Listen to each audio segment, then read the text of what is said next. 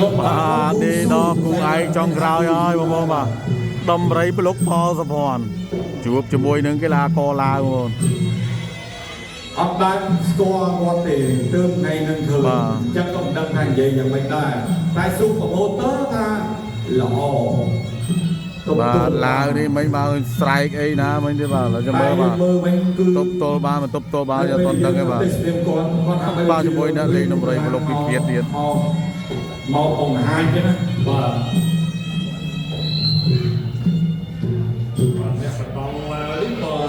យ៉ាចូលយ៉ាមីយ៉ាន់ម៉ាមែនណា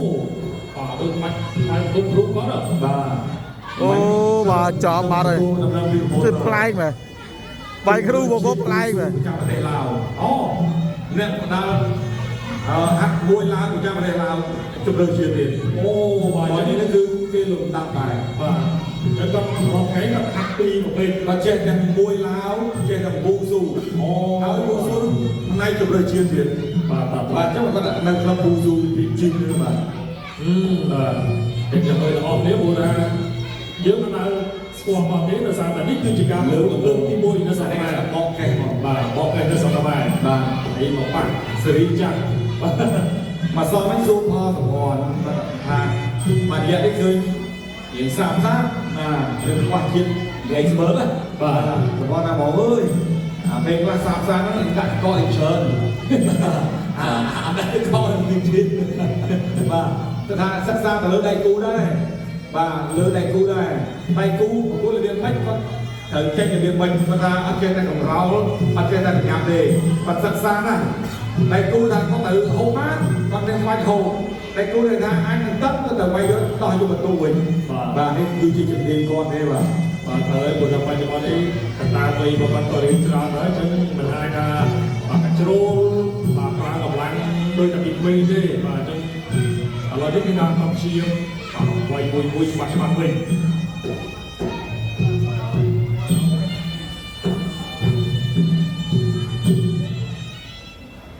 កីឡាករពីស្នាប់បាត់ជាអ្នកប្រកួតប្រដាល់លោកម៉ៃវិលុកឯកណ្ដាលលោកសំបាយ័នជំរាបជូនថាគូមិត្តភាពអន្តរជាតិរវាងកម្ពុជាឡាវនេះប្រកួតត្រឹម3ទឹកលក្ខណៈគុណខ្មែរគឺ3នាទីសម្រាប់ឲ្យទឹក2នាទីតែបើ fighting this come I listen to គុណខ្មែររួចfrom the referee Mr. បាយ័នដល់ហើយបងប្អូនបាទដល់ហើយបាទដំរីភ្លុកពីគៀតផលសុភ័ណ្ឌជួបជាមួយនឹងកីឡាករឡាវទៅអូបាទមិត្តភាពអន្តរជាតិកម្ពុជាឡាវបាទបុគ្គលក្រហមកីឡាករកម្ពុជាផលសុភ័ណ្ឌមកព្រមព្រៀងការមកពីប្រទេសឡាវបាទស៊ីនឆៃអូចប់ទឹកអត់ទេបាទគ្រូនេះមើលទៅសម្រាប់នៅរាមបាទ3ទឹកលក្ខណៈគុណខ្មែរបងប្អូនបាទគូនេះអត់ដែរជួបគ្នាទេតែបើចង់ស្ទាបសុំគ្នាក៏ពិបាកដែរដោយសារតែ3ទឹកលោកអាញាកណ្ដាលអាចថាមិនឲ្យស្ទាបសុំអីទេបាទឥឡូវទស្សនារបស់គ្នាបាទទឹកទី1កំពុងបាទរៀបរើអីគឺបាទបាត់ទៅអត់ណាបាទតែទីគាត់ឆ្វេងបាទពីផលសបនបាទទៅខាងឡានក៏ឡើងនេះគឺបាទទៅជាផងជិះដល់អូបាទព្រោះទៅតែហើយឆ្វេងក៏ស្ដាប់ខាងទៅអត់ចេះបាំងអត់ចេះបងណាបាទជាក្រោមសងវិញពីសិនឆៃ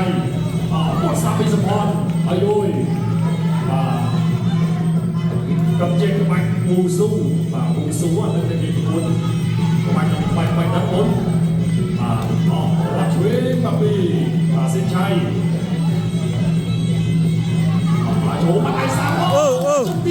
ចាប់ទីគាត់ស្ដាប់មកនេះដល់បាទមកតែសាមកវិញពីផលសបនអូដល់ធ្វើសិនឆៃបាទចាប់ដាច់លើមកវិញបាញ់វិញជួយអាឲ្យប៊ូស៊ូវាយមិនទៅសម្រួលស្ថានភាពបានរួចហើយអ្នកឆ្វេងមួយមកវិញទៀតបាទសបនមិនគាត់និយាយទៅអូនេះគាត់ស្ដាប់មកខ្លួនគាត់ចេញក្រោមមកពីសិនឆៃបាទតែអត់ស្ដាប់ទៀតកាអូ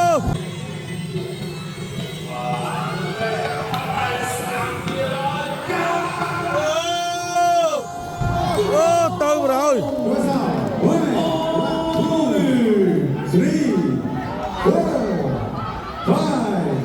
7,